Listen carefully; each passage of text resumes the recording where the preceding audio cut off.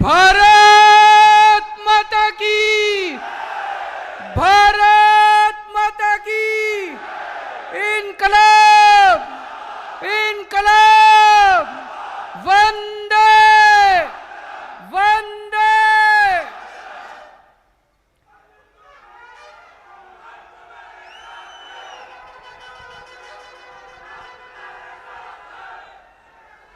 कर्नाटक के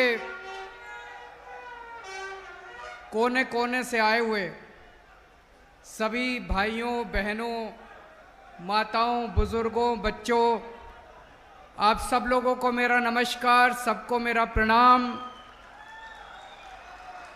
मंच पे भी चंद्रशेखर जी बैठे हैं, पृथ्वी जी, भास्कर राव साहब और बहुत गणमान्य लोग बैठे हैं। आप सब लोगों को मेरा प्रणाम, सबको मेरा नमस्कार। मैं हिंदी में बोलूँगा, कई लोगों को हो सकता है समझने में दिक्कत हो, उसके बाद कोई उसको ट्रांसलेट कर देंगे। मुझे माफ़ कर दीजिए, मैं कन्नड़ में नहीं बोल पाऊँगा, मैं हिंदी में बात करूँगा। मेरा अभी 2 दिन पहले दांत का एक ऑपरेशन हुआ था।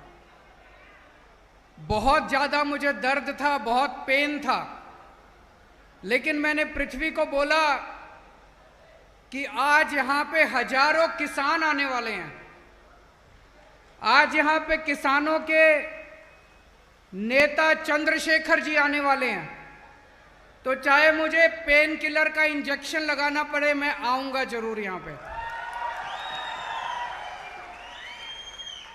तो चंद्रशेखर जी, आज मैं बहुत सारे पेन किलर लेके आया हूँ। मुझे आज आना था क्योंकि हम किसानों की इज्जत करते हैं, हमारी पार्टी किसानों की इज्जत करती है। सबसे पहले चंद्रशेखर जी का आम आदमी पार्टी में तहे दिल से स्वागत है। आज यहाँ पे हजारों किसान पूरे कर्नाटक के कोने कोने से आए हुए हैं। आप सब लोगों का आम आदमी पार्टी में तहे दिल से स्वागत है। मैं आप लोगों को बधाई भी देना चाहता हूं। किस चीज की बधाई, 2 मिनट में बताता हूं। कहते हैं इंसान को अहंकार नहीं करना चाहिए। रावण ने अहंकार किया था। रावण सीता माता को हर के ले गया, उसको सबने समझाया कि रामचंद्र जी भगवान हैं, भगवान का अवतार हैं, इनसे दुश्मनी मत लो। विभीषण ने समझाया, रावण की पत्नी मंदोदरी ने समझाया कि सीता को वापस कर दो, लेकिन रावण में बड़ा अहंकार था। उसे लगता था वो तो सारी दुनिया को जीत सकता है, वो नहीं माना। अंत में हम सब जानते हैं रावण का क्या हुआ। उसी तरह से केंद्र सरकार को अहंकार था, उनको लगता था वो कुछ भी कर सकते हैं। उन्होंने 3 काले कानून पास किए, उनको अहंकार था कि हमें किसानों की जरूरत नहीं है। केंद्र सरकार को बहुत समझाया, किसानों से पंगे मत लो, किसान अगर सड़क पे उतर गए तो तुम्हारी सरकार हिल जाएगी। केंद्र सरकार नहीं मानी। अंत में 13 महीनों के संघर्ष के बाद केंद्र सरकार को 3 कानून वापस लेने पड़े। मैं आप सब लोगों को सलाम करता हूं, आपके संघर्ष को सलाम करता हूं। आपने वो कर दिखाया जो कोई नहीं कर पाया, उनके अहंकार को आपने रौंद दिया। आज किसानों को राजनीति में आने का निर्णय क्यों लेना पड़ा? 75 साल हो गए आजादी को। 75 साल के बाद भी आज किसानों का इतना बुरा हाल है। देश के कोने कोने में किसान आत्महत्या कर रहे हैं। किसान, छोटा किसान खासकर, इतनी गरीबी की हालत में जीता है। किसान का बेटा किसान नहीं बनना चाहता, वो चाहता है मैं कुछ और बन जाऊं, लेकिन मैं किसानी नहीं करूंगा। इन्होंने किसानों का बुरा हाल कर दिया। अभी जैसे चंद्रशेखर जी ने बताया, देश का 45% लोग किसानी के ऊपर निर्भर हैं। इतनी बड़ी जनसंख्या के अंदर लोग अगर किसानी पे निर्भर हैं, अगर ये सब लोग इकट्ठे हो जाएं तो बड़ी से बड़ी सरकारों को गिरा सकते हैं। चंद्रशेखर जी, हम भी आंदोलन से निकले हुए हैं। हम भी रामलीला मैदान में बैठा करते थे अन्ना हजारे जी के साथ। हमें भी, हम क्या कह रहे थे? हम कह रहे थे भ्रष्टाचार दूर करो, भ्रष्टाचार खत्म करो। उन्होंने हमें चैलेंज किया, बोले केजरीवाल जी भ्रष्टाचार दूर करना है तो चुनाव लड़ो, राजनीति में आओ, खुद चुनाव लड़ लो। हमने कहा जी हम बड़े छोटे लोग हैं, हमसे चुनाव नहीं लड़े जाते, आप लोग भ्रष्टाचार दूर करो। उन्होंने कहा नहीं, आप चुनाव लड़ो और आओ और आप सिस्टम बदलो। मैंने उनको बार बार कहा, इस देश के आम आदमी को मत ललकारो। ये जो आम आदमी बैठा है ना, ये आम आदमी बड़ा पावरफुल है। जिस दिन ये आम आदमी खड़ा हो गया, जिस दिन आम किसान खड़ा हो गया इस देश का, ये बड़े बड़े सिंहासन हिल जाएंगे। इन्होंने हमें ललकारा, आम आदमी पार्टी बनी, पहले दिल्ली में सरकार बनी, फिर पंजाब में सरकार बनी, और अब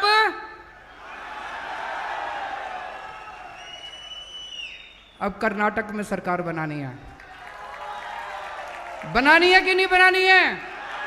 दोनों हाथ खड़े करके बताओ, कर्नाटक। अभी मैं सुन रहा था, चंद्रशेखर जी बोल रहे थे इसके पहले वाली सरकार 20% की सरकार थी, अभी वाली सरकार 40% की सरकार है। दिल्ली में 0% की सरकार है। और ये मैं नहीं कह रहा, दिल्ली में कट्टर ईमानदार सरकार है, एक पैसे की रिश्वत नहीं लेते, एक पैसे की।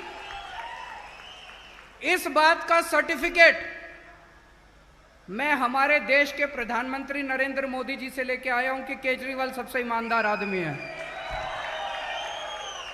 कैसे? प्रधानमंत्री जी ने मेरे ऊपर सीबीआई की रेड कराई। सीबीआई वाले मेरे दफ्तर में आए, मेरे घर पे सीबीआई की रेड हुई, दिल्ली पुलिस की रेड हुई, इनकम टैक्स की रेड हुई, सबकी रेड हुई। मेरे बेडरूम को भी छान लिया उन्होंने, कुछ नहीं मिला।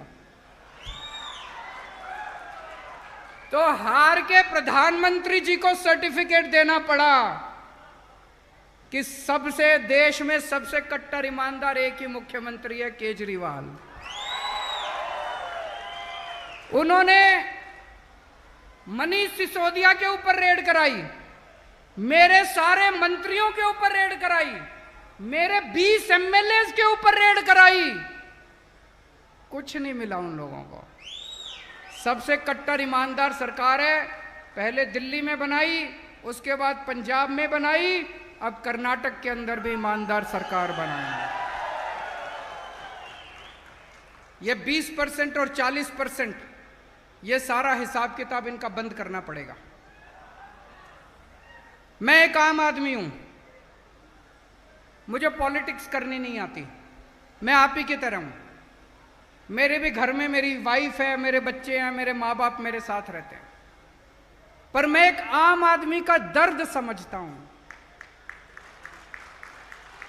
एक आम आदमी किस तरह से इतनी महंगाई के जमाने में अपने बच्चों को पालता है, मैं ये समझता हूं। एक आम आदमी क्या चाहता है कि मेरे बच्चों को अच्छी शिक्षा मिले, अच्छे स्कूल में शिक्षा मिले। जब हमारी सरकार बनी, दिल्ली में सरकारी स्कूलों का बहुत बुरा हाल था। कर्नाटक में भी मुझे बताते हैं सरकारी स्कूलों का बुरा हाल है कि नहीं है? सरकारी स्कूलों का बहुत बुरा हाल था। आज दिल्ली के सरकारी स्कूल प्राइवेट से ज्यादा अच्छे हैं। 5 साल के अंदर, 5 साल में हमने दिल्ली के सरकारी स्कूल बदल दिए। इस साल सरकारी स्कूलों का, दिल्ली के सरकारी स्कूलों का 99.7% रिजल्ट आया है। 99.7%। मैं आप सब लोगों को इनवाइट करता हूं, आप दिल्ली आइए, दिल्ली आके हमारे दिल्ली के सरकारी स्कूलों को देखिए, शानदार सरकारी स्कूल। सरकारी स्कूलों में स्विमिंग पूल हैं, लिफ्ट हैं, शानदार ऑडिटोरियम है। आपने प्राइवेट स्कूल ऐसे नहीं देखे होंगे जितने अच्छे सरकारी स्कूल। इस साल 4 लाख बच्चों ने 4 लाख बच्चों ने अपने नाम कटवा के, प्राइवेट स्कूल से नाम कटवा के सरकारी स्कूल में भर्ती हुए हैं। This is magic. 75 साल में देश में ऐसा नहीं हुआ। पूरे देश के अंदर सरकारी स्कूलों का बुरा हाल है, दिल्ली के अंदर सरकारी स्कूल, शानदार सरकारी स्कूल। कर्नाटक में चाहिए कि नहीं चाहिए? केवल आम आदमी पार्टी कर सकती है। दिल्ली में पहले सरकारी हॉस्पिटल्स का बहुत बुरा हाल था, डिस्पेंसरीज का बहुत बुरा हाल था। आज दिल्ली में इतने शानदार हॉस्पिटल कर दिए, अब लोग मैक्स में, अपोलो में, फोर्टिस में, बड़े बड़े हॉस्पिटल में नहीं जाते, दिल्ली के सरकारी हॉस्पिटल के अंदर अपना इलाज कराते हैं। और सारा इलाज मुफ्त है, सब कुछ मुफ्त है। आपको अगर बुखार है, क्रोसिन चाहिए, वो भी मुफ्त है। अगर आपको बहुत बड़ी बीमारी हो गई, किडनी ट्रांसप्लांट कराना, 40 लाख 50 लाख रुपए का भी खर्चा आएगा, वो भी मुफ्त है। दिल्ली सरकार दिल्ली के 2 करोड़ लोगों के लिए, दिल्ली में 2 करोड़ लोग रहते हैं, दिल्ली के 2 करोड़ लोगों के लिए हमने सारा इलाज मुफ्त कर दिया। दिल्ली में बिजली भी मुफ्त है, ये मैजिक है। पहले दिल्ली में बिजली खूब जाया करती थी, 7-7, 8-8 घंटे के पावर कट लगते थे। अब दिल्ली में 24 घंटे बिजली आती है और मुफ्त बिजली मिलती है लोगों को, 0 बिजली के बिल आते हैं, 0 बिजली के बिल। आप लोग आश्चर्य करेंगे कैसे? एक ही चीज है, हम ईमानदार हैं, हम पैसे नहीं खाते, हर चीज में पैसे बचाते हैं, ईमानदार सरकार है। इतना पैसा बचाया हम लोगों ने, इतना पैसा बचाया, इतनी महंगाई के जमाने में हमने 5 चीजें मुफ्त कर दी दिल्ली के लोगों के लिए। शिक्षा मुफ्त है, शानदार सरकारी स्कूल, आप अपने बच्चों को सरकारी स्कूल में भेजो, सब कुछ मुफ्त। आपकी सारी हेल्थ मुफ्त है, आपके घर में कोई भी बीमार होगा, किसी भी तरह की बीमारी होगी, सारी दवाइयां, सारे टेस्ट सब मुफ्त है। आपका बिजली मुफ्त है, आपकी पानी मुफ्त है, पूरी दिल्ली के लोगों का पानी मुफ्त है, और महिलाओं के लिए बसों में ट्रांसपोर्ट मुफ्त है। केवल एक चीज की वजह से, हम ईमानदार सरकार है, कट्टर ईमानदार सरकार है, इसीलिए वो लोग हमसे डरते हैं। हमें राजनीति करनी नहीं आती, हमें केवल काम करना आता है। लेकिन दोस्तों, पिछले कुछ दिनों में देश में कुछ ऐसी घटनाएं घटी जिससे मेरे दिल को बहुत तकलीफ हुई है। उत्तर प्रदेश में लखीमपुर में इनके एक लड़के ने किसानों को सबके सामने जीप से कुचल दिया। देखा आप लोगों ने वीडियो, किस तरह से इनके एक लड़के ने किसानों को, सबके सामने किसानों को कुचल दिया। ऐसे आदमी के साथ क्या करना चाहिए? उसको सख्त से सख्त सजा मिलनी चाहिए। और इन्होंने क्या किया?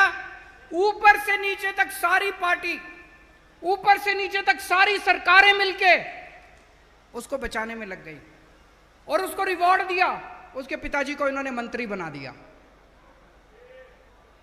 ऐसे देश कैसे आगे बढ़ सकता है जहां पे मर्डर करने वाले लोगों को इनाम दिया जाएगा? ऐसे देश तरक्की नहीं कर सकता। अभी इनके लोगों ने अपने अखबारों में पढ़ा होगा, दिल्ली में, मैं दिल्ली का मुख्यमंत्री हूं, मेरे घर के ऊपर कुछ गुंडों ने हमला किया, मेरे घर में घुस गए वो लोग। मेरे को अपनी जान की परवाह नहीं है, मेरी जान देश के लिए हाजिर है। अगर देश के लिए 100 बार मुझे अपनी जान देनी पड़ेगी, मैं अपनी जान देने के लिए तैयार हूं। और मैं सौभाग्यशाली समझूंगा अगर मुझे अपने देश के लिए जान देनी पड़े। लेकिन उस दिन जब ये सारे गुंडे मेरे घर के अंदर घुसे, मैं भी घर में नहीं था, मेरी वाइफ भी घर में नहीं थी, मेरे बच्चे भी घर में नहीं थे, मेरे बूढ़े माँ बाप घर में थे। इन्होंने क्या किया?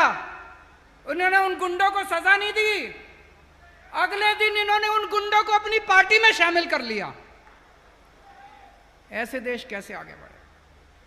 पूरे देश में कहीं गुंडे, लुच्चे, लफंगे, जाहिल, गंवार लोग जो होते हैं वो एक ही पार्टी में जाते हैं। कौन सी पार्टी में जाते हैं?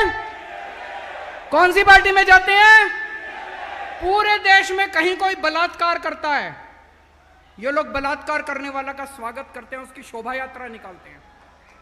एक छोटी सी बच्ची का बलात्कार हुआ एक राज्य के अंदर, इन्होंने बलात्कारियों को रथ पे बिठा के उसकी शोभा यात्रा निकाली। कहीं पे बलात्कार होता है, ये सारे पहुंच जाते हैं इनकी पार्टी वाले उनकी। ऐसे देश कैसे तरक्की करेगा? ऐसे देश आगे नहीं बढ़ सकता। हमें गुंडागर्दी करनी नहीं आती।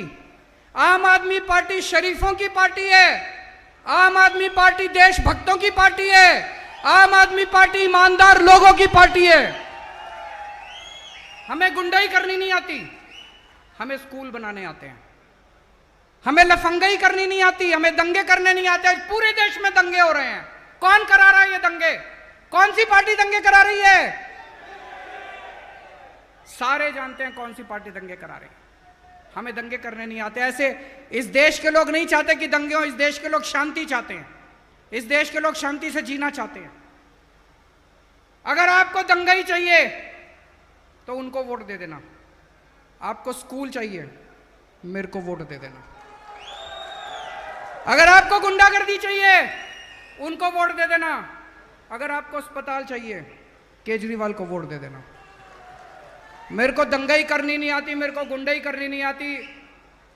स्कूल बनाने आते हैं, अस्पताल बनाने आते हैं, सड़कें बनानी आती हैं, बिजली देनी आती है, पानी देनी आती है, कट्टर ईमानदार सरकार देनी आती है हम लोगों को। दोस्तों, आज मैं बेहद खुश हूं। आज इस मंच के जरिए, जैसा चंद्रशेखर जी कह रहे थे, ये एक तरह से इतिहास रचा जा रहा है। मैं पूरे देश के किसानों का आह्वान करता हूं, आइए पूरे देश के किसान आम आदमी पार्टी ज्वाइन करें।